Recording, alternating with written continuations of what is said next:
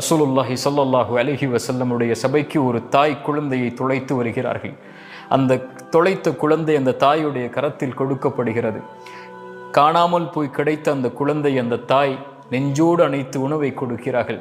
ரசூலுல்லாஹி ஸல்லல்லாஹு அலைஹி வஸல்லம் கேட்டார்கள் சஹாபாக்களை பார்த்து, இந்த நேரத்தில் இந்த குழந்தையை இந்த தாய் நெருப்பில் வீசுவாளா?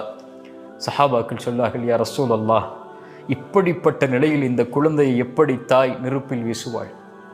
ரசூலுல்லாஹ் சொன்னார்கள் ஸல்லல்லாஹு அலைஹி வஸல்லம், அல்லாஹ் அவன் அடியார்கள் மீது, அவன் நேசிப்பவர்கள் மீது அன்புடையவனாக இருக்கிறான்.